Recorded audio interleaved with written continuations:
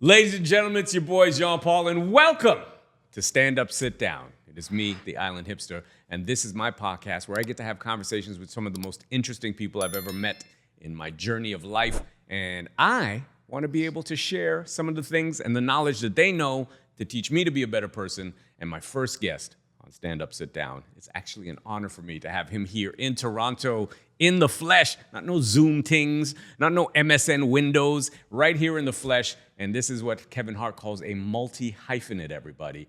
He's a manager, he's a DJ, he's a musician, he's an engineer, he's a tastemaker, he's an influencer, he is a fashionista. And he's here for you today. I'm honored to have him sitting next to me to share some knowledge and just talk some things. Ladies and gentlemen, my brother, Damon Degraff. My guy. Bob. Can I hire you? Because I mean that.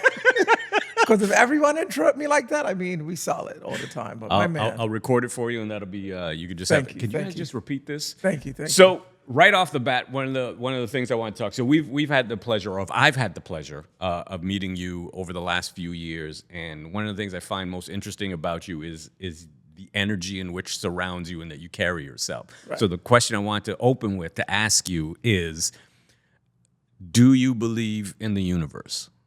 100%.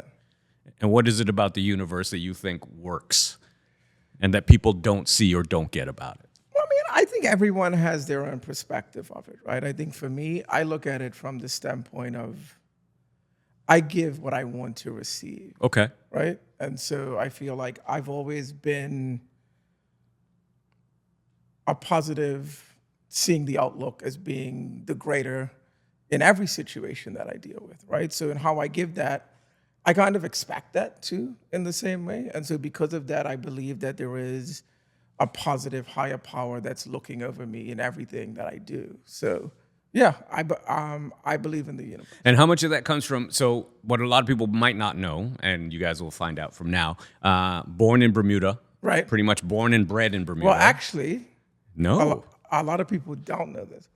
I was born in Cincinnati, Ohio. Yeah, I know nothing about it. But raised in Bermuda. My parents are Bermudian. Okay. My family is Bermudian. I'm a straight island boy. So you're an island Everything boy. that I know Yeah. is of the islands. But fun fact, I was born in Cincinnati. Do you know I Ohio. never knew that? Yeah. That's- A lot of people don't. But I consider you an island boy. Yeah, like 100%. born and bred, not born and bred on the islands, in the islands, Yeah. of the islands. That's the energy. Yeah. That's what we like get. so much to the point where in a what do they call them, Easter egg, I wore khaki pants. Yeah, I mean, because I knew you were going to take me to school. Okay, got it. And Yeah. this is how we used to dress That when we was went my to high school and secondary elementary school. school, Yeah, of exactly. course. Yeah. This is the uniform, Yeah, khaki yeah. pants, and Right. iron Blazer, shoes, tie, and all that. all that Yeah. kind of little insignia, anything. Exactly. You know what I mean? So I knew that you're an island dude, as well as you got the tattoo and of the palm tree. What percentage of you is island, and how much percentage of that is not island in you? You know, I would like to say all of it is island. I think I've just been able to be, especially now where I live within my life, right? I think when I first moved to America, I was trying to be, let's say, to be Caribbean, there wasn't really this acceptance in the music industry or being in New York. Or just in general. Or just in general, right? There were certain places that you had to be that were like deep in Flatbush, or these places, or those places where there were concentrated Caribbean or island areas, right? And I think in coming into the music business, not from the Caribbean side, it's almost like I almost had to dumb myself down in a sense. So you suppressed it a little bit. I had to, right? But it's funny. I remember I wanted to be an engineer and a producer very early, and with some guys that I went to school with. We had a studio up in Harlem, and we were like dabbling in a lot of things, right? So I remember I had the opportunity to have an internship at Rough Riders. Like, Right. DMX, Swizz, all those guys, right? And I remember the guy from the studio that we used to kind of work on. He was like, yeah, but I don't know if that's really going to work because you have this accent and that's probably not going to go over well, right? Hilarious. And I was just kind of like, oh, so it is a real thing, not just a thought. It wasn't something in your head. In that space. It was kind of like, all right, yeah, I might have been ridiculed, I might have whatever, but at the same time, not being accepted makes you feel a certain way, right? So for me, I think I tried to dumb it down a little bit, and then it kind of just came to a point where I was just like, at the end of the day, all you can be is you. I think as I started to kind of make my mark and really like kind of get to a real foundation in who I was as a person. Do you kind of remember like how that came about? Like because I know the beautiful part about living, and I would imagine some of it is similar. Like living in Toronto, you have your same thing. You have your pockets of West Indians and like Italians and like all these different immigrants, and you get to kind of be yourself.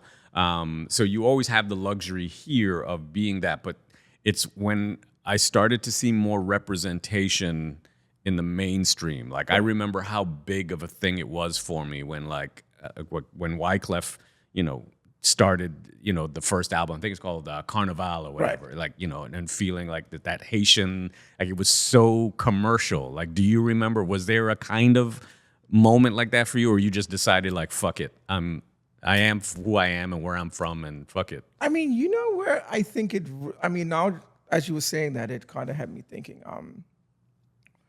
So just to give a quick backstory just on my New York environment and how I kind of got started. So I started as an intern for this record label called Chiba Sound. Chiba Sound, yeah, I remember. And Chiba was a subsidiary of Virgin Records. And at the time, my boss, this guy, Dominic Trenier, God rest his soul, he was like the first kind of like cool downtown flavorful guy, right? So like at that time, like it was only like Russell Simmons or guys like that that right were in the clubs right or in the beginning, in the downtown scene where it was Warhol and Basquiat and all these different people that created this scene, which I mean, now downtown is whatever, right? Everyone's downtown now. But at that time, it was this coveted place to be in because in the clubs, we're the celebrities or all these people. So I got in with him and I was like accepted, right? Because me having an accent, me probably dressing a little different, me just being flavorful and moving in my way wasn't really, say, considered hip hop, right? Correct. So it was just in this way. And he was like, curly hair, had D'Angelo, he had like, Asian models and actresses and just in this scene of whatever. And I was like, oh, like I'm home, right? Because it felt very true to my being. So I think from there, it really honestly gave me the confidence to feel that I can be me in this space because we're still doing what we're doing. And you're creating, because I would imagine that the beauty of being in that space, as well as I would almost consider that like the movement. Yeah, is 100%. The more eclectic and different you are, the more interesting it is. And it's like, and that's what it was. Who's Damon? Exactly, because now you got the accent, and now you're cool with that. And then I had this massive fro, like I thought I was like Lenny or Maxwell, so it's just in that scene of like, oh yeah, like you can be you. So now you speak to, so where are you from? So now it's almost cool to say you're from Bermuda or you're from an island. And then in these spaces now you're seeing other like promoters, like it was these guys, Kiki and Unique, that used to do this big party where like all the models and everything would come up. But it was different from just what you would consider typical Caribbean energy, right? It's other guys that now were downtown and we're adding the flavor of what they knew, but just bringing in a more diverse crowd and audience. So now it even felt more at home because now it's like, yo, that's my man. So now we're all in the spot, and it's, at that point, it weren't too many black folk that were in the club. Correct. Right? So it's either you're the island dude, you're the promoter, you're the music guy that kind of got it, or you're the drug dealer, right? Yeah. It's funny, I always say, like, whenever you're in a space like that, the funny part is, everybody else who's in the space, whether you know them or don't know them, because you're in the space, they don't necessarily know what you do. Right. But the fact that he's here, that means he knows somebody, or he's cool, or so. You know what I mean? So you're just like guilty by association type of thing. Do you, at some point, because I like to consider myself a representative of our culture, of the Caribbean, the West Indian, all that kind of good stuff, whether it's fashion, food, energy, vibe, like I love, I don't want to say correct people, but a lot of people have like misconceptions about us Right. as a region and as a people, and the fact that that I always feel like they're blown away when it's like, I didn't know that about that kind of stuff. Do you think you remember around when you felt like you were wearing the country and the region on your sleeve and in your heart and representing for everybody, or that just was not a conscious thought for you? No, well, as I said, I think as those things started to happen, the confidence started to build within me that now when people are like, well, where are you from? I'm like, I'm from Bermuda, right? And then that just became, like, that was my thing. There was no place else, right? It's like, well, where are you from? I'm from Bermuda. Like, that became my thing because, one, that's what I represented. But then I think, two, now being in a space of understanding and being different, then that's who I was. Right? You know what I mean? I'm like, I can't be anything else but who I was, because now I'm kind of in my safe place, right? I'm in this space of where it's like, and look, I don't know what would have happened if the Rough Rider thing would have happened. That might have changed my trajectory now of where I was. So speaking back to Universe, what happened was supposed to happen in the time that I was supposed to go in another direction. Who knows? I could have been Swiss Beats' best friend. You know what I mean? You just never know how that goes, right? But I think that might have changed my confidence in a way, because I might have to, or would have tried to possibly been someone else. Correct. Right? Having to try and talk different, and having to be different, and having a different to kind of code switching kind of sway thing. away from what really who you was are, who I am. And I just think, oh man, that would have been it's great that you started with the Universe thing, because even just speaking to it now, it was almost like the Universe swayed me in that way to almost start to kind of water my seeds to become who I am today, to find that, right?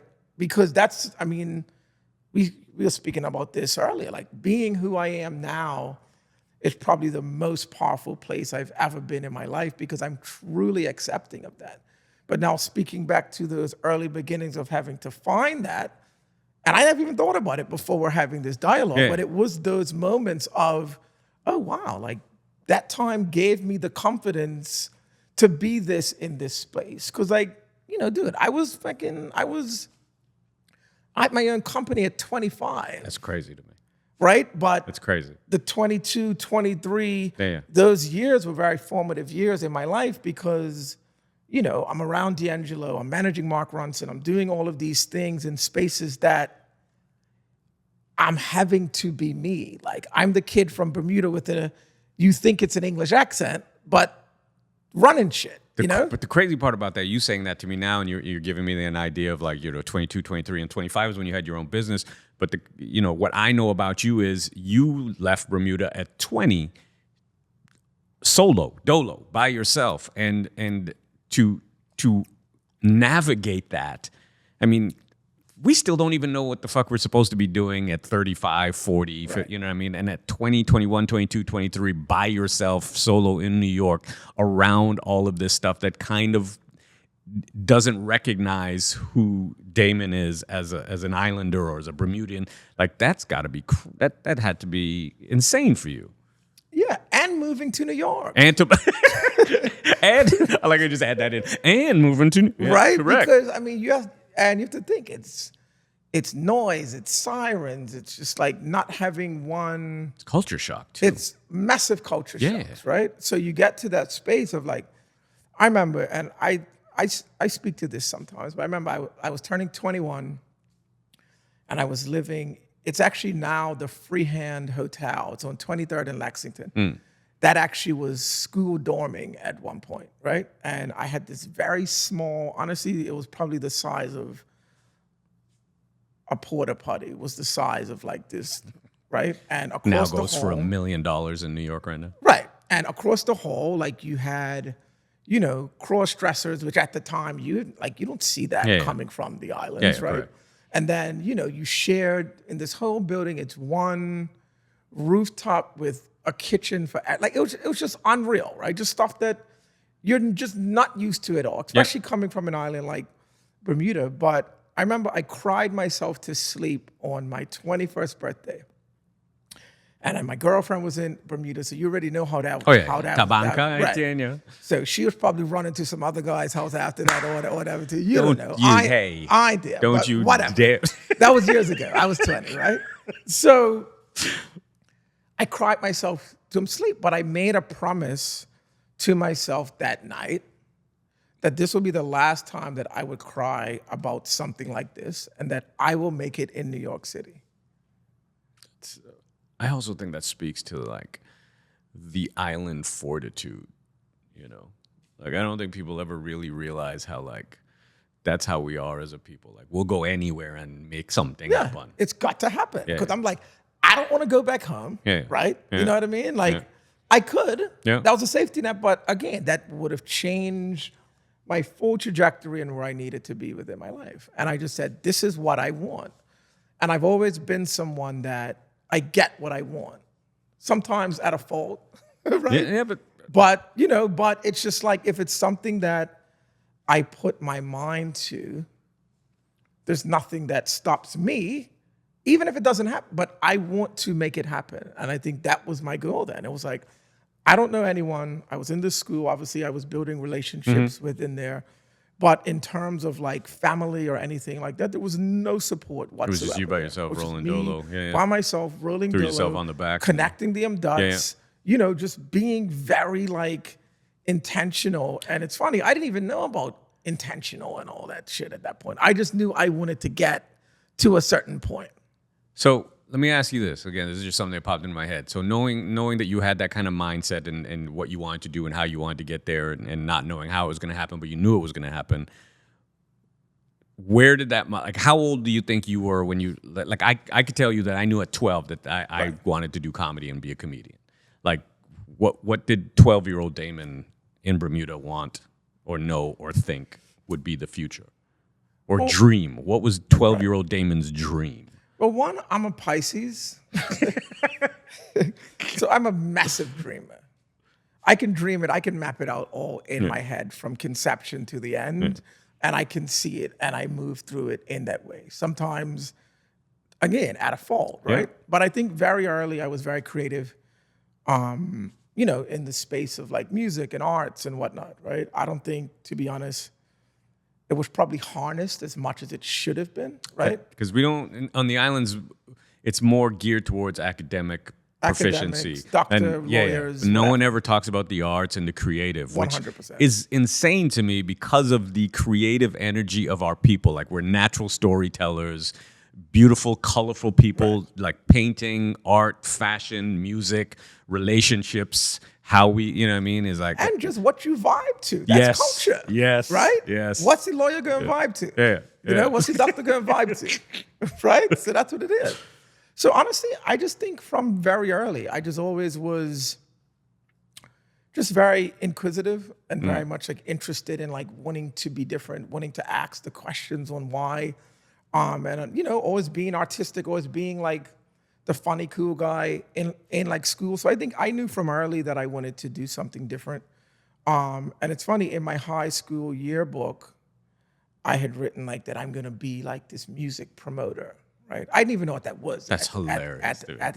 At like that time, but I just knew that That's hilarious. I wanted to be in the music business because I'd been in music early. Like my whole family's involved in like music. So, you know, it was a part of me, right? But I was the kid who was the drum leader, but I would want to make my own rhythms and the teacher would get mad, right? It's like and Nick Cannon and drumline type shit. He's like, Then it's like, fall in line. Exactly.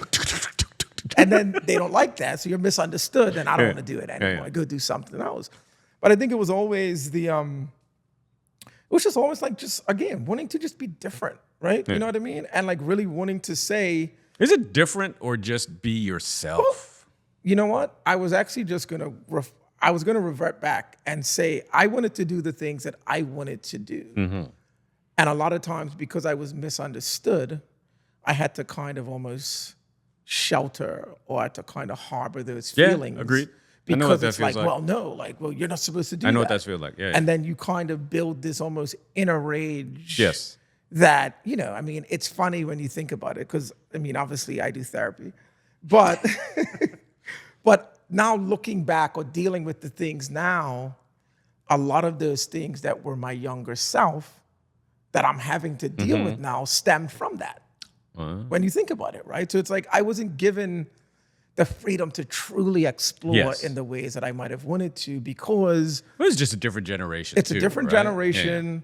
I was raised in like the church. Correct. You know, like it was the other kids weren't doing that. Yes, correct. You know, like I was always, again, very inquisitive. So I had church friends, but I had street friends, right? You know what I mean? Like, but again, those are the things that have made me because I understand every side of the coin. Yeah, you can. Right? So it's not just like, oh, it's just studio. It's like, no, like, what's up? You know what I mean? Or like you just know the vibration of how anyone wants to talk to you. So you're good with what I get from this too is, and I feel the same way about myself, is you understand intention.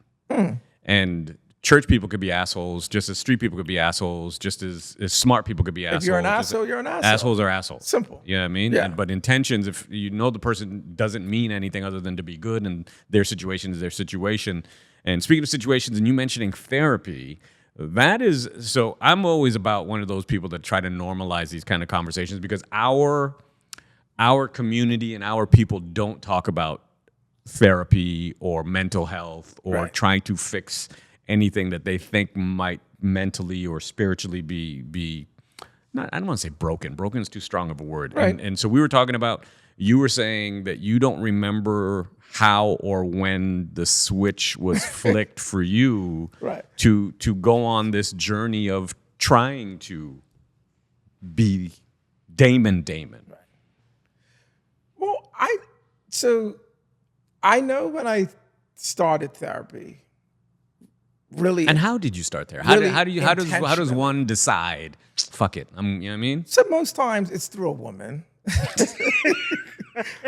Right?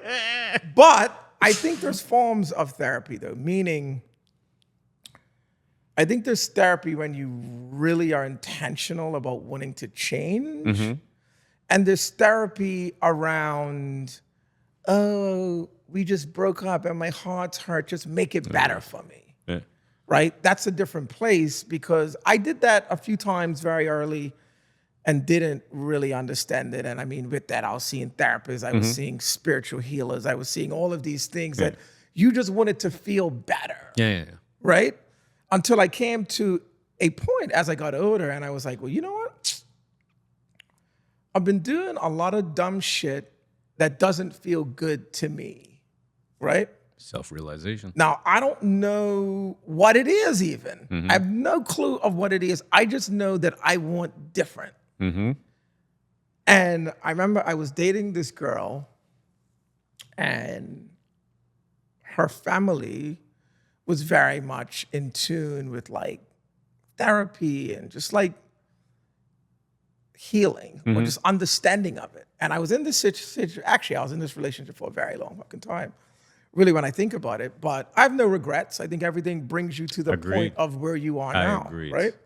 But I think in that, or in this relationship, I would have everything that you would think that you would want or have in relationship as it looked in on paper. Let's call it in a Basquiat or in a Warhol, or in whatever is your favorite artist painting.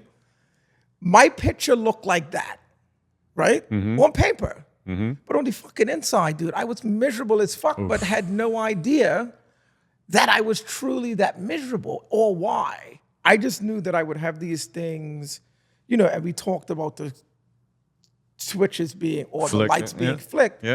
I would have lights almost being turned on for these emotions that I just wouldn't know what it was. What was going through. And I think at the time, probably both of us in a space, I mean, the relationship was definitely toxic, but not toxic in a way that we were abusive by any means. I just think from an emotional standpoint in trying to figure out your shit.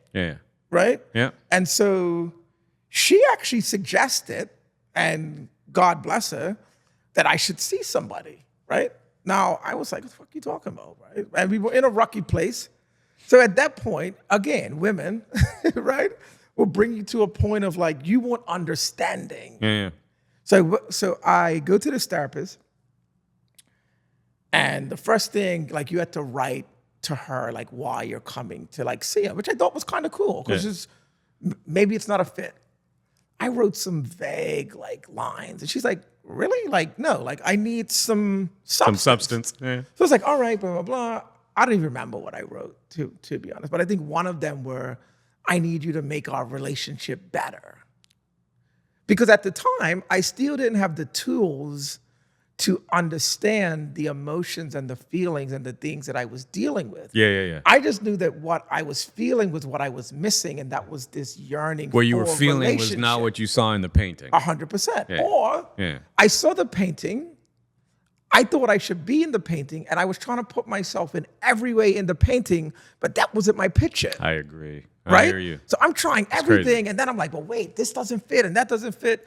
That's where the frustrations come in. So I remember saying to her, and I was like, I just need you to fix this. And she's like, well, I need to see what's up with you first. And I was like, yeah, whatever. I just need you to fix this. Because you ain't trying to her shit. Your heart wants what your heart wants, right? And Great song, by the way.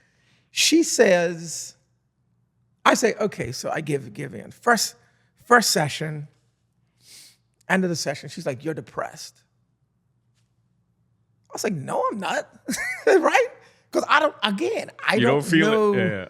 like, what is depression, Yeah. right? Yeah. Like, I don't know what depression is at this point, because again, it's all of these feelings that stem from generational traumas, from your younger self, from all of these things that, as I would say, Black and brown people who haven't had the opportunities, or just people who haven't had the opportunities to have therapy. But again, it's just not a normalized It's thing just not a normalized in our culture. Because not. it's almost like, well, hush your mouth. you're crazy, Yeah. hush your mouth. Deal with it. You move deal on. with it, you drink it out, you work it out, you fuck it out, you do whatever it is to deal with the issue. That's why the music's so good. 100%, right? That's why the sex drive, that's why whatever those things are so great, because the energy that we're giving is based off of a feeling that we're trying to bring into ourselves. And I was like depressed. I was like, I'm not depressed. Like, what are you even talking about? But I had no clue. And I think that just started me on this journey of therapy, just in a way that, dude, like, it really broke me down to almost nothing. Like, it was at a point where I had to start taking therapy after work, because the amount of like energy and the weight that was being pulled off of my shoulders, I couldn't go back into work and function. Like, it was draining, right? Because I mean, it's heavy shit. Let's say 40-something years of Band-Aids. So the therapy came before or during, or, well, it wouldn't be during, but like before COVID or after COVID? Oh, no, this was way before COVID. Way before. I've been in therapy for years. Get out. That's so dude. dope to me. Yeah, I mean, COVID, I have a new therapist now. So I feel like I'm in a new form of therapy now, right? I think that first form of therapy was really me being broken down. Right? Being broken down to my core of truly understanding kind of the inner workings of me. Yes. Right?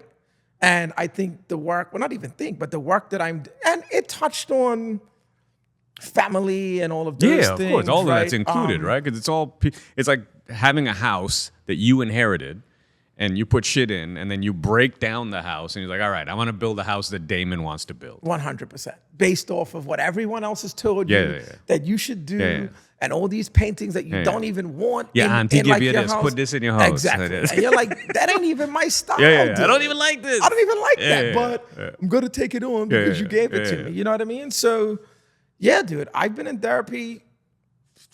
That relationship was probably over 10 years ago. Damn.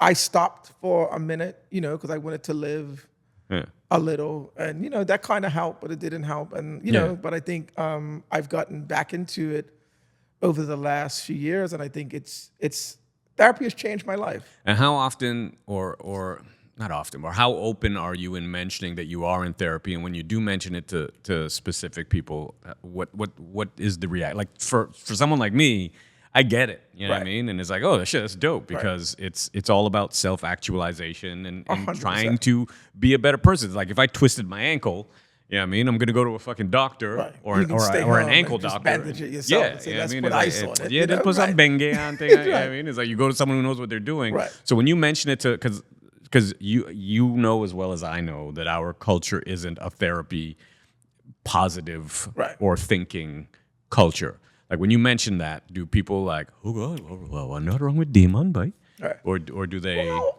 I Tell me mean, more. honestly and respectfully, I really don't care what people think. Just to be honest, I feel right? you. I mean, I personally I feel you. wish that everyone can experience therapy within their lives. I feel that strongly about it just because I think there's Value. so much that goes on, one, just in the world, right? It's funny. I actually just said this to my ex-girlfriend. I was like, you're dealing with the generational traumas that your parents, their parents, their parents have dealt with, right? And just so to your question, imagine back then, Yes. you go into a therapist, they think that you're crazy, Literally. right? By Literally. no form Yeah, was yeah. mental health Literally. ever a thing to be talked about. Because they never by thought of it any as means. health. They just thought of it as 100%. Oh, you just get it right however you get it right. Yeah. So now you have that, and now you have, okay, you're starting to understand through therapy what those things are, and what's the things that you're dealing with from your younger self that were the traumas put on you from your parents' traumas, plus from all of the other relationships and things of how you're going to deal with life. So now you understand that. Yeah. So now when you understand that, you're still going to deal with the reality of what you're dealing with now, which is every day. Yes. So it's not just like, oh, well, I worked that out, I'm fine. Yeah. So it's like, no, like you got to deal with this every day. Like, and so for me, what I always say is therapy is almost like knowing you're driving in the wrong direction, knowing you're lost, but instead of continuing driving, you pull off the next exit to get back right. Right? Okay. It kind of gives you this thought or this understanding now of, because all the issues are still the same. Correct. Right? Like nothing's changing, but how do we deal with it? Correct. And that's how I like see it now. It's like, all right, cool. Instead of spiraling for 2 weeks or spiraling for a week, let me take it in, let me breathe it, let me understand it, let me deal with it in that way. Let me package it, let me digest it, let me feel the feels, and then let me move on. Right? Because if I allow it to consume me, then that's putting me back in that space, and then you get lost. And it's very easy to get lost because, like I said, it's dealing with the past, but it's also dealing with the now too. And the now is probably just as real as the past because it's more real than the you're past. still dealing with people who ain't dealing with their shit. Yeah. Because the past you can't change. The future hasn't happened yet. So the present is what you live in.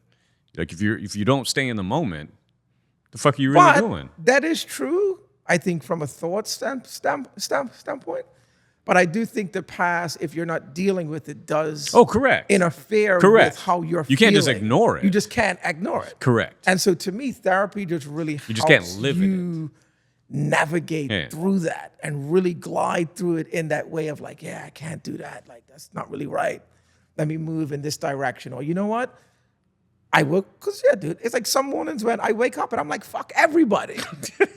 Right?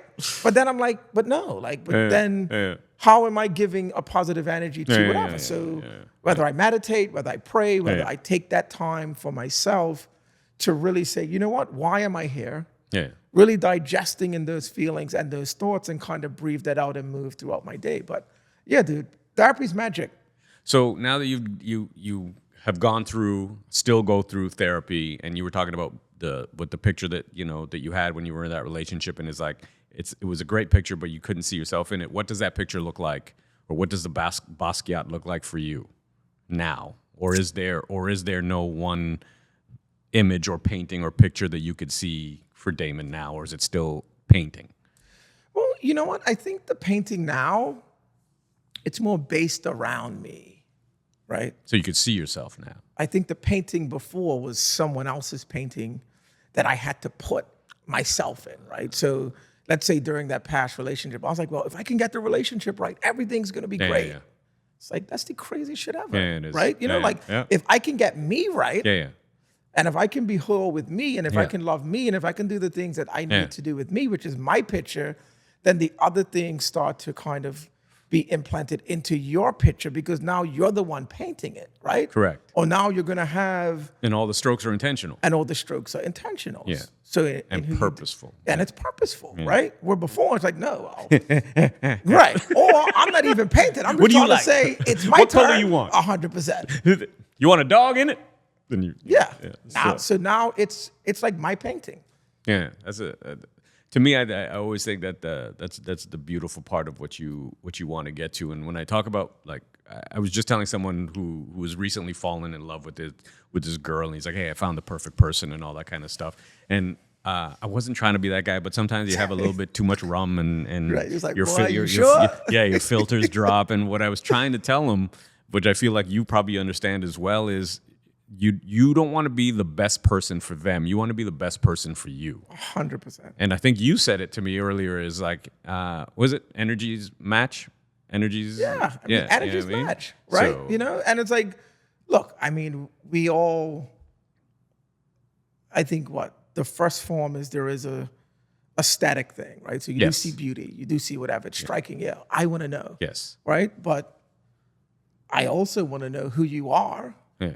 I also want to know what you're about. I also want to know what's the relationship like with your father, with your mother, with your family, right? I also want to know... That's an important thing. Like, what is the energy that you possess outside of you just being beautiful? Because I feel like beautiful or beauty will change at some point. It can't be your only currency. Right? I mean, it's this saying, and I'll say it in a calm form, but it's like... Fuck that city thing there, man. No, but I've heard people, like... Show me a beautiful woman, and I'll show you somebody who's tired of fucking her. I've said that many times right? myself. And I say that respectfully, but I say that in a way of it's not just about that. That was Aristotle, by the way. Right? Like it's really about what is this? Like what is the connection? Yeah. What is the understanding between two people that if the beauty fades, is that connection still there? Is that love still there, right? I think that's what fucking COVID was about. Like, think about all the people that you know and that I know that just entire relationships dismantled because going to work was saving your relationship. 100%. That's madness. I mean, I saw it first.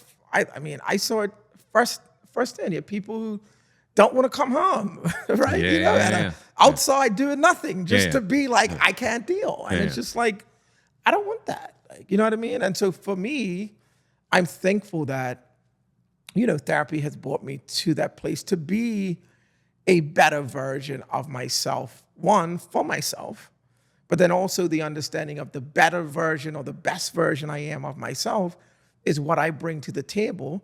And then I want to attract somebody who's the best version of themselves as well. So that you guys would work out whatever the fuck it is you guys need to work out. Yeah. How much therapy did you do during COVID and the pandemic? Because I want to make it seem like you ran away to Bermuda, because I would love to have. I always say if there is ever another pandemic, I want to do it. Well, on an island. Honestly, Bermuda was very sweet during COVID, and I'm thankful. No, really. It's funny. I had turned 45 the day when the NBA shut down. I had this dinner with all of my friends. It was a great day.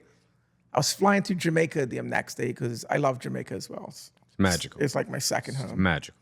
And so I'm at Rock House chilling. Yeah. Right? Red stripes and joints, and just looking at sunsets. I ain't even thinking about COVID. Right? Yeah. And somebody's like, "Yeah, they're about to shut the country down," and blah blah blah. So I'm like, "What? What shit you talking?" Right. Come back.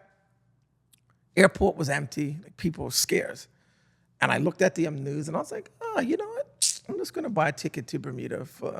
This thing will be just on a whim. In 2 weeks. You're just like, fuck it. And that's so not like me, because I'm normally evaluating travel. And I'm trying to see this and who's got the best deal and all this, right? And I said, you know what? I'm buying a ticket. Went one-way ticket with a carry-on.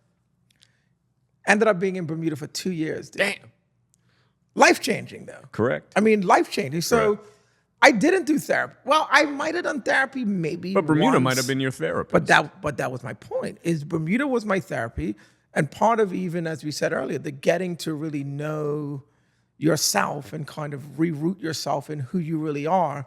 That was a lot of that for me. So what did you take time to do in Bermuda over those, let's just say the 2 years or close to the 2 years that you had never done before? Nothing. No, that's not true. Bermuda was great because they shut the country down. And so we had a whole summer. Like we were on boats and chilling, and it was a great summer. Obviously we had like the cast projects and the live albums and all those other things. So we were still working on that. The other side of my business pretty much shut down because no one was touring, no one was really doing anything like in that space. But it really gave me, in all honesty, it really gave me perspective and really kind of rerouted me in. Love that word. Home, right? Love that too. It rerouted me in culture. Correct. But even just in family, because if you think it's something humbling about being in your bedroom that you were in as a kid. That you grew up with, right? You're in this full-size bed that my brother had taken over the room when I had left. Your feet hang off the leg. Right. So he's got all of his stuff in there now. So it's not even my room, right? So you're dealing with that, but then now I'm also dealing with the dynamics of my parents. Being at home.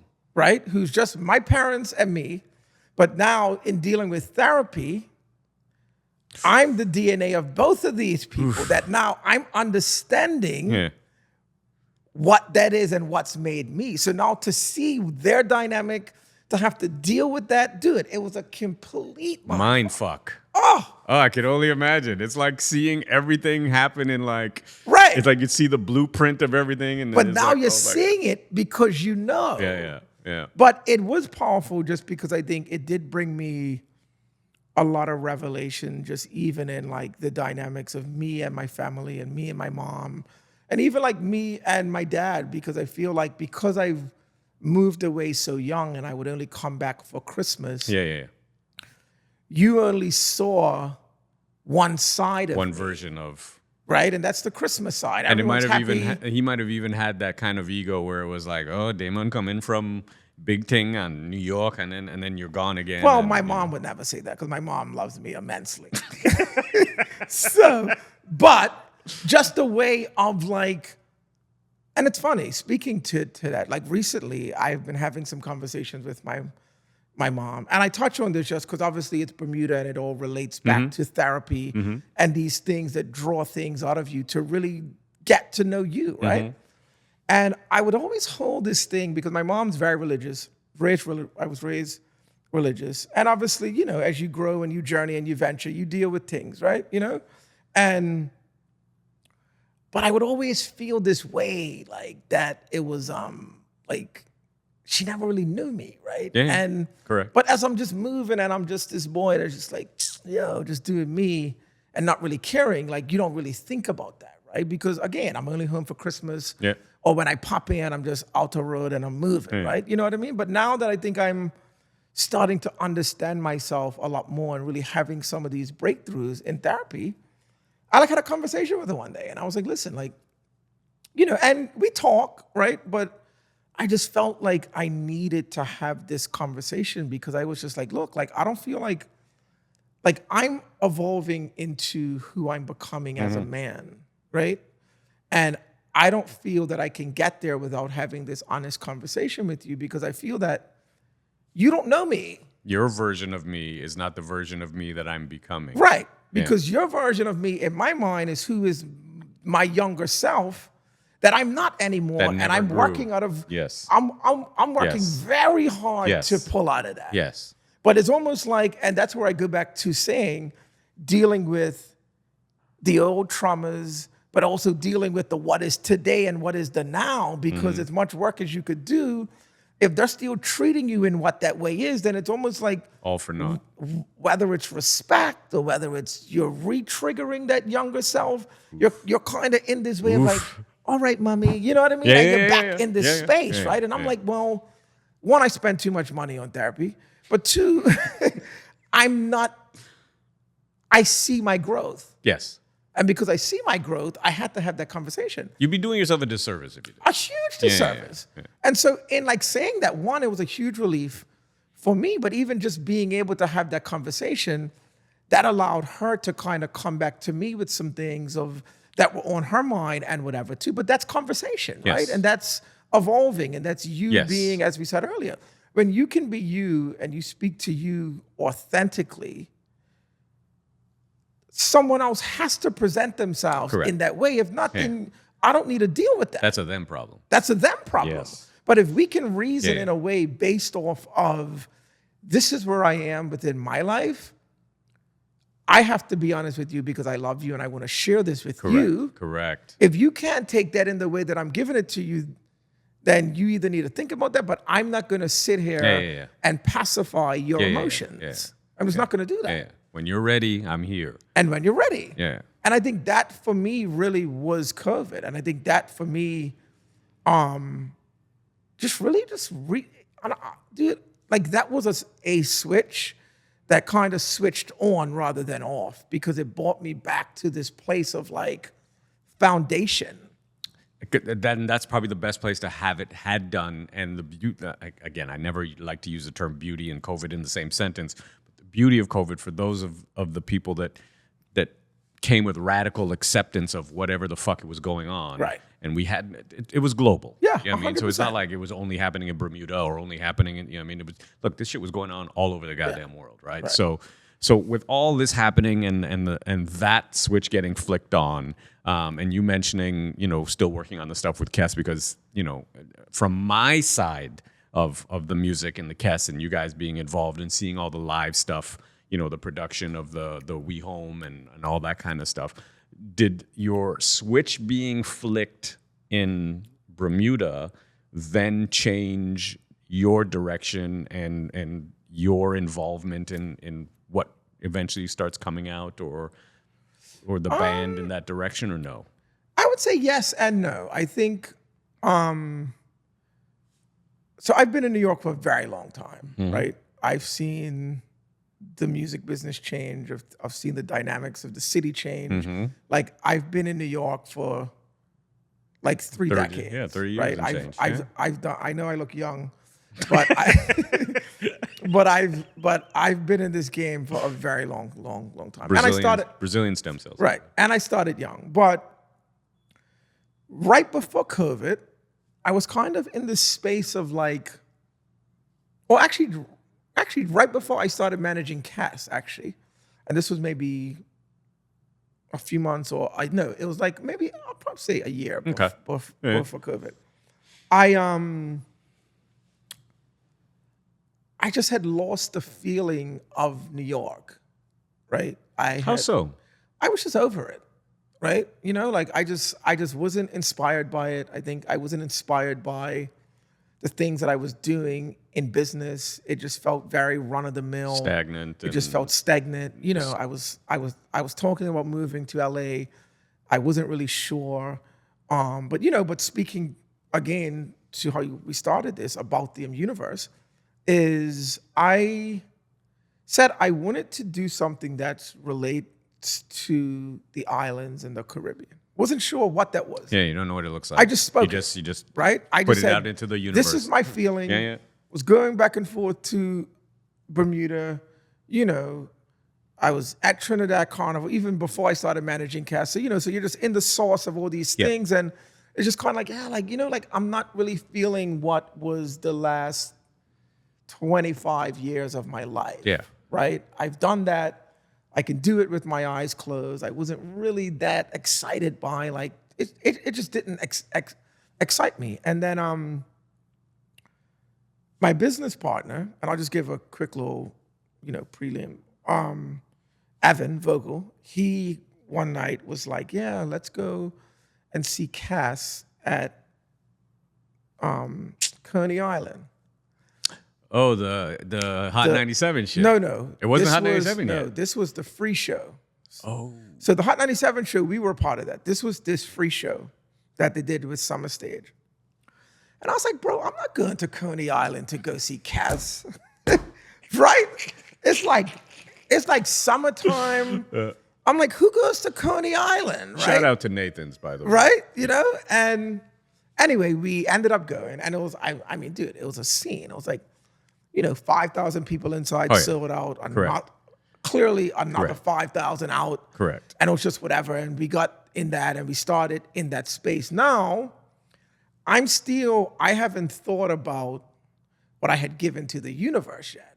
Because now I'm just in work mode of, okay, new artist, blah, blah, blah. So we're like moving. So I haven't thought about what I gave to the universe, right? I'm just thinking, it's a new artist, let's get to work, let's do what we gotta do. Yeah. COVID happens, and I end up home, and I'm in this space, and like we're like working, but it's like nothing's really going. Correct. But There's nothing to do. Yeah. But we're planning. Yes. Right? And I think that's when it really hit me, because I was like, wow, like I love this. As much as I love the business, because I've been in it since I was 20. Yeah. But I'm like, I love that I'm creating and I'm building with my people. Correct. And like that's when it just hit, and I was like, yo. I just got goosebumps. And I'm like, that's what I manifested. Yes. Right? And so being here now, even having to reset in a way is showing me even more so, because it might have been a difference if we were just out on road, like, because we had just one road march. So it was about to be hot. And then the world shut down. Right? Kess and I were, and then the world shut down. It was going to be hot. Yes. And then it was just like, psh. Yeah. So from there, that it just really gave me that perspective again, like, oh, wow, like God and the universe are very powerful. Yes. Right? But it's also the understanding of what you speak, but also the understanding of when you're in it, what to be doing in it, right? Because you could easily squander the opportunities that come your way too, right? Based off of not having the clarity, not having and I think, look, a lot of that stuff comes down to therapy too, right? It's like, how do you feel about yourself? Like, do you I would feel never have connected those dots. Don't think, but do you feel that you're deserving of the opportunity that comes your way? Yes. Did you work for it? Did you put in right? that work? Because there's so many, like, as in, like, if you're in a relationship, it's like you start to doubt, or you start to sabotage what this is. Self-sabotage. He's too good, or she's too good, or she's too Something beautiful, has to or be it's wrong, whatever, or something's got to be wrong. And it's like, but no, like, if you think that you deserve what that is, then you deserve what that is. It's the acceptance of that. And I think that's where I was with it. Big word right there. Was like, I was like, wow, like, this is. And I remember, like, somebody asked me, like, well, how did you end up managing cast? I was like, well, honestly, I went to the show, and the next thing we was like managing it. And he's like, no, you got there because of the 10,000 hours or the things or the work that you've put into this time and this moment. Yes. Right? And I was like, like, that's actually right. Because if I look back at the gains, the losses, the headaches, the stress, all the other things that have happened to bring you to this point, it's your time now. It's all part of it. That's all part of it. All part of the process. So that's why, at that point, it wasn't the only thing, but I think it brought me true clarity in that being home in Bermuda at that time. It really gave me an understanding of, one, again, who I was, I think what role I have to play right now as Damon in this industry and in this business, especially for our people. And who you want it to be. Right. So here's what I'll tell you. The reason I mentioned before, I just got a little goosebumps, is so your perspective of what's happening in the pandemic and COVID with Kess and you guys as the team, and me as someone on the other side of that. And on the other side, I also mean on the other side of the screen, because there was no in-person shit. Right. So when you guys put together the live performance, the anticipation globally of not just Kess the band fans, but as Caribbean and West Indian people, to have something to hold on to that we can connect to. And the fact that it was called We Home. Right. That's because we home on the islands, in here, at home, wherever the fuck you live, because you're trapped in your house because there's a global lockdown. And the lifeline that it gave people like myself, again, to be able to, because again, I was also from the other side of knowing the fellas in the band, seeing the creation of it. So I didn't see the building and the putting together of it, but seeing the concept, like what you guys clearly conceptualized, and seeing it come to fruition, and seeing the energy that came through the screen was it's just amazing to me. And I think it was needed at that right point in juncture of the pandemic to give people just enough hope to remember who they are, where they come from, and why we need to keep moving fucking forward. Yeah. So shout out to you guys No, for dude, doing it's that powerful. shit. So Yeah. It was dope. It was a very dope powerful moment. time that I really think reset the course of the team, but also like the band's legacy when you really think about it. That's a great word. Right? Yeah. It Because changed everything. It really leveled just up. changed, and it's funny because when we first came in, it was the thoughts and the goals and the ideas of where we wanted to go, right? Yes. And, like I said, we were there. Like, we had just won Road March. Like, the books were stacked, right? Yeah, but yeah. that's from a monetary standpoint, right? And monetary doesn't always equal foundation or legacy or growth. Because in this business, a lot of times what people do is they frame shit in the frame of economics and 100%. think that that's what the real value is. 100%. And that's not what the value is. So we could have made that. And then we could have been almost, it was up a notch, but then we're back to square one trying to get a hit again, right? I think this one really just showed, well, how do you hunker down as a team? How do you really put together strategy? How do you really put together ideas? And we did all this not being able to move in Trinidad in the way that you can move, and virtually and all these other things. And I really think it gave people, as you said, a really feeling and an emotion and almost kind of really, well, I don't even want to say kind of, but really showed the type of artist that Cass is. And it's funny because we had done the Essence Live when they had done theirs. I remember. I remember. And like somebody said, either on that or on the We Home, but somebody said like, Is that the one where they did at the north deck? No, that was another one. I mean, honestly, we were running off at like that point, like we kind of had that down. But somebody said in motion or in like one of them comments, and and they were like our version of Bob Marley. Yeah. Right. Agreed. And look, no disrespect to the Marleys. No, it's not even, but it's not even that. love them, but it's not even that. I think it's more paying homage to the essence of the essence where he came and the from. feeling of where he came from in his body and his spirit. And then where Cass is coming in his body and his spirit. Yes. And his level of authenticity and love it's not just about the money. As well as we talk about Bob, what I love about because we're talking, Bob's one of my childhood heroes. And what I love about Bob is his timelessness. Right. And I don't think, and again, I don't know, I've never had a conversation with, I don't know anybody I've ever had this conversation with, but I would like to believe that Bob never created out of creating for popularity or for thing, that he was just creating art and creating music, and through that it became timeless, and it's so timeless that his music still resonates to what the fuck is going on in the world today in 2024. Vibrations. Yes. You can't fail. Yes. Or you can't run from vibrations. Yes. And I think that's what Kes is doing. 100%. And the whole band. What I love about the band too, and is that it feels like family, and that it feels familiar, and it's not just Kes by himself doing his thing. He's got this support system on stage, off stage. Yeah, 100%. You know what I mean? So it's a beautiful thing to watch. Yeah. And to be a part of and to experience, kind of thing. Yeah.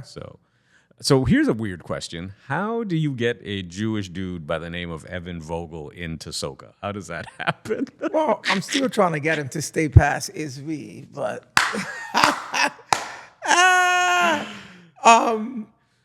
but no, again, I think it's just vibration, right? Yeah. I don't think that the sound is just to someone from the islands. Correct. I think the beauty of what Cass does is the music, it's palatable. Yes. Right? But it's still vibrational. So it's not like he's trying to make a pop record to go to radio. He's it's not seasonal. Right. Like, I'm making music that makes you feel good. Yes. Right? And if you can't feel good to the music, then it's like something's kind of wrong with you in a sense, Agreed. But vocals in it. Yeah, vocals vibing too. That shit cracks me up every time I look side stage. I see. I'm still trying to get him stay for a little Juve. So he's never done Juve? Or like a little Circle Street or something like that, So tell me about, for the people out there who don't know what Juve is the day, dawn, night before Carnival Monday and Tuesday, or before any carnival in any island country that celebrates Juve, where you're covered in paint, powder, mud, oil, I love it. whatever. And I think what I love about Juve the most is the anonymity of, you know how we were talking about you get to be yourself, Right. unapologetically. I think that's what Juve does for however long you're out on the road, covered, hidden. Right. And it allows you to tap into the very basic essence of who the fuck you are.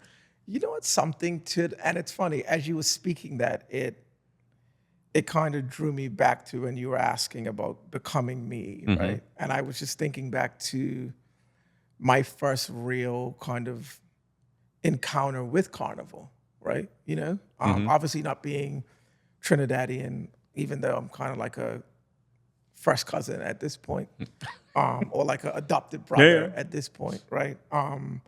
Bermuda not really having carnival, just kind of starting it now. But that's what I felt at carnival. That's what I felt at Juve. That's what I felt at Soca Street. That's what I felt.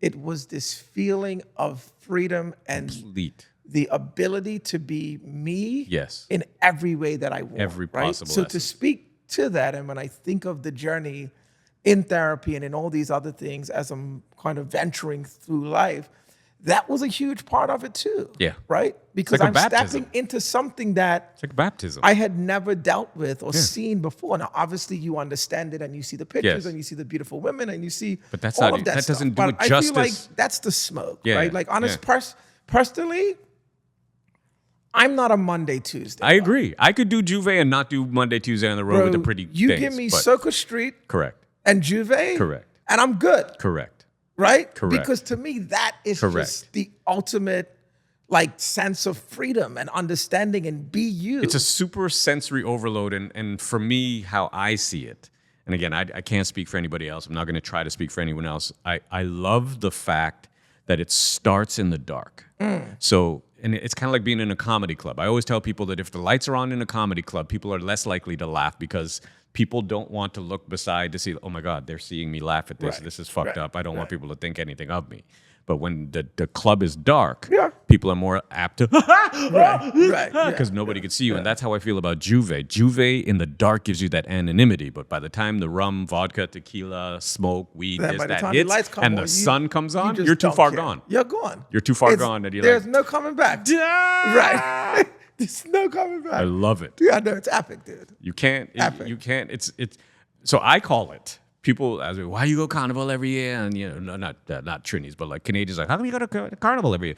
To me, carnival is my ayahuasca, and I always catch a spiritual something every time I go for carnival. It's something different. I catch a different perspective, feeling, because I don't just go to while out on wine, on drink, Right. and I like.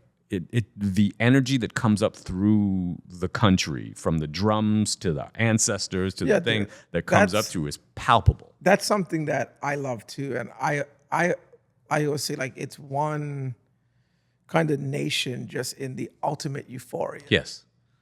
Right? Yeah. Just for that time, everyone is on one accord. Yes. Right? And it's, and it's funny, speaking to those vibrations, last year, I actually left early because my vibes weren't in alignment. Really?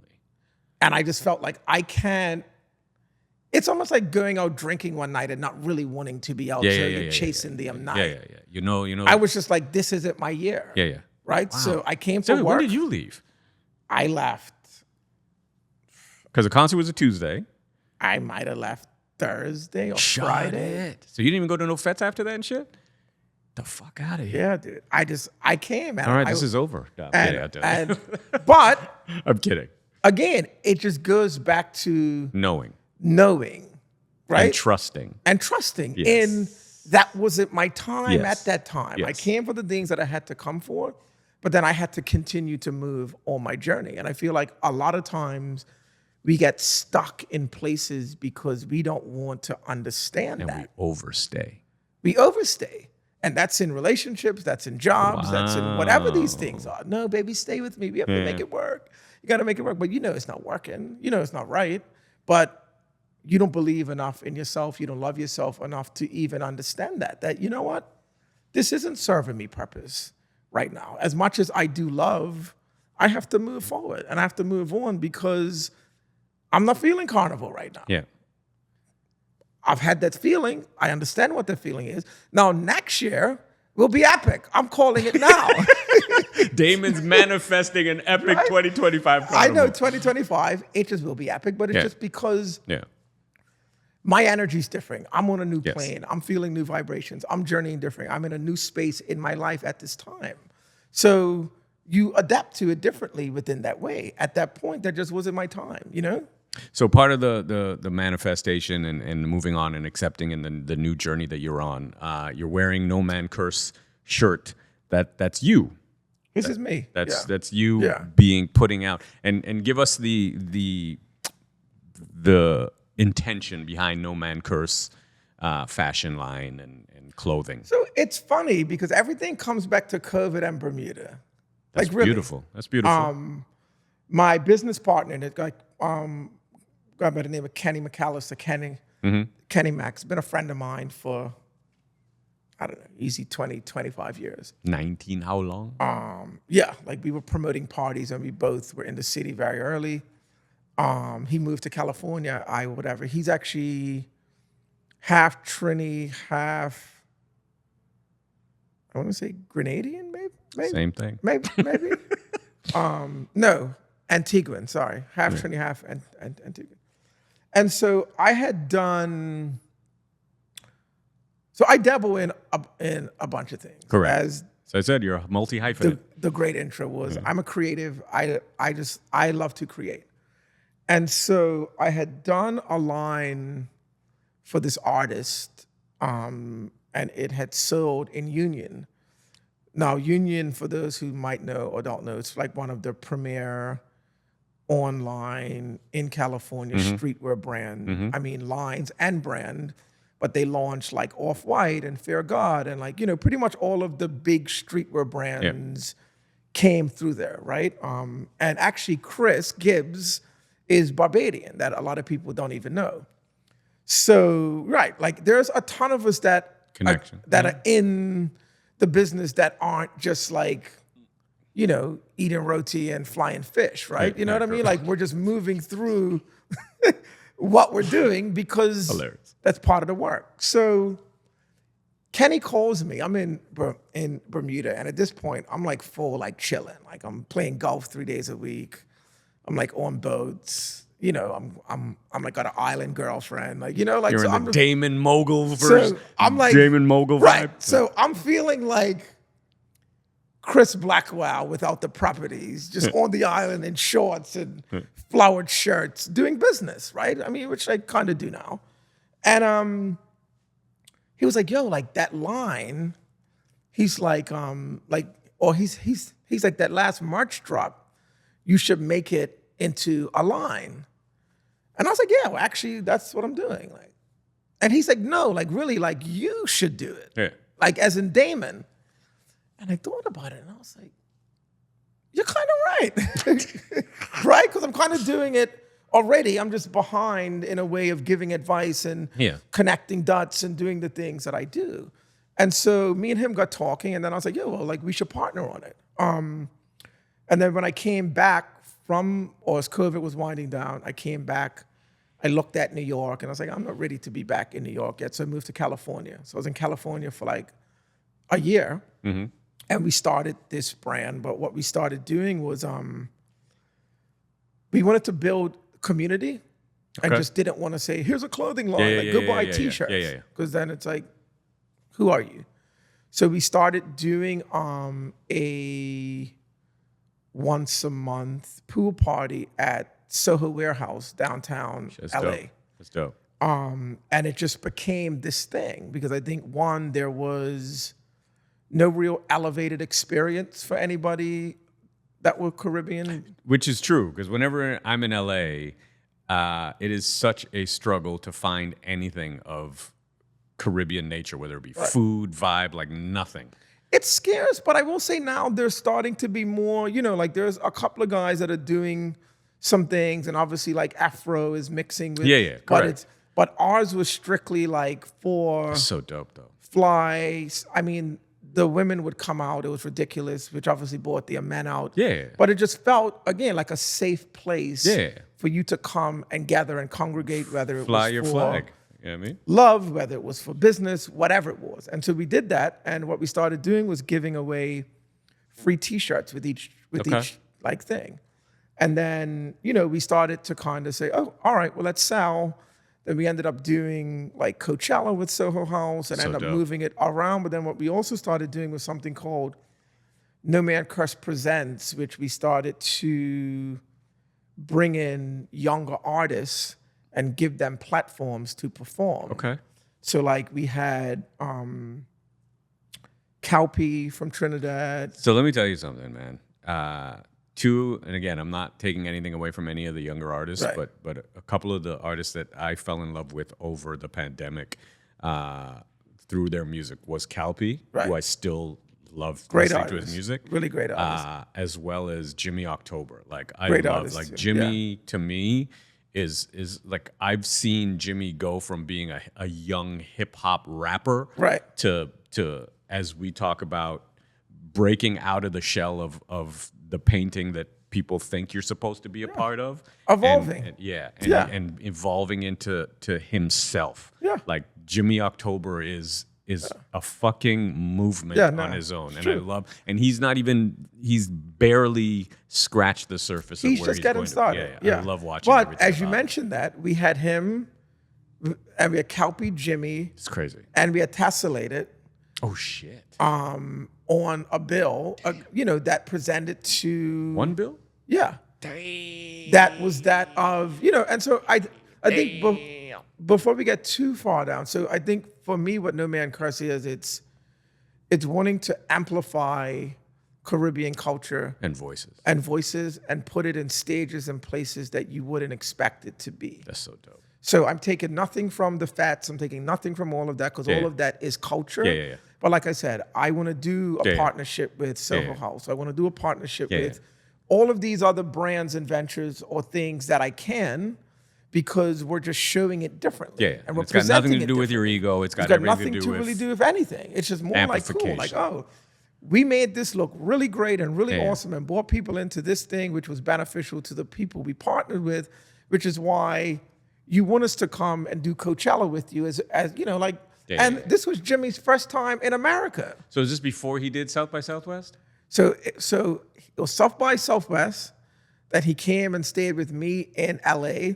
But we were rolling and then everything just rolled. So it was like, it was almost like for a kid, from Grandy. That's where I'm saying Grandy, born. Fresh out of Trinity. And the fucked up thing about Grandy is it's proper country. Huh? Really? See, Proper. It's not like town. Yeah. It's not like Port of Spain. Yeah. It's like friggin' candles and it's proper. I love But Grandy, but so that's the energy, right? I think it's business. Love it. But I think it's also wanting to amplify The voice. again. Just that's where I am now, And the right? vibration. And that's the vibration. And I That's the think if that vibration. is me, as Rasta say, I and I, you know what I mean? Yeah. Then it's like as I vibrate, I want to be able to give that energy and help channel that energy for those that want it to move it forward, right? Yeah. And not everyone's going to want that because certain people have to get in their paths and in their way and in their journey of Figure how it they out. understand They it gotta too. figure it out. Yeah. But I want, as I pray every night, is that like, let me be a vessel, let me be a light for other people to see and want to experience, right? And I live by that because, through all of what we've talked about, like that's what I speak to God. That's what I speak to the universe. That's who Damon is at this point in his life, And Damon said, "Who jobless? No man curse." Everybody, and again, it's all about the vibrations, and that's what I'm all about. Spread love, walk good, practice happy, and dude, it's been an honor to have you sit down honestly, with me for the thank you. first one. Yeah, man. To be able to be part of this journey, and I know it's not done. If people need to get in touch with Damon and need to find out and see how they can figure out and find out how to get some of that vibration from Damon, where do people go? Instagram, it's at Damon Degraff. I guess that's how you can reach. I should post more, but I like to be in the moment a Be lot of authentic, times with man. what You things can't are. create But fake energy. I do touch it every now and then, but I do see it. I do respond. So yeah, as I said, I'm open and kind of wanting to build with other people who are like-minded in a space that are about vibes and good energy. So And before I let you officially go, for any of the younger artists who would like to be amplified or part of the amplification and vibration of Damon Degraff, what advice or where would you send them to try to, or what would you let them know they need to do for themselves? Advice, I always like to say, be true to yourself, be your authentic self. I think, now, especially because of social media, it's so much distraction. Noise. And it's so much noise that every other day you're going to want to be somebody else, right? Because that's just what it is, right? It's dope. And it's almost like you can't really dictate what the consumer's really going to like, right? So why not give the best version of you to them to give them the best opportunity to try and take you on? If you're trying to be whoever is popular at that time, it could work, it could not, but then you're that much further back trying to figure out how to get back to where you were. And it's a trend. And it's a trend. Expire and so, and I obviously think now too, like, music is it's so kind of like blending and cross-pollinating in a way that you can create and pull from elements of things that you like. Agreed. But I think just be true to yourself. And I know sometimes that's harder than expected because you want to be Ice Spice or whoever is popular or whatever these, or just whatever is that popular thing. I feel you. And there's no shade to Ice Spice. I feel like you. meaning, I know what you mean. I think anyone that has figured out how to be successful, it is a blessing, whether you like it or not, right? But I just think one has to be true and authentic to who they truly are, because I think there's power in that, You heard what he said. Be true to yourself, trust the universe, pray to God. And like I always say, spread love, walk good, practice happy. Thank you for being part of Stand Up, Sit Down. Dude, I appreciate you so much, man. My brother. Every time.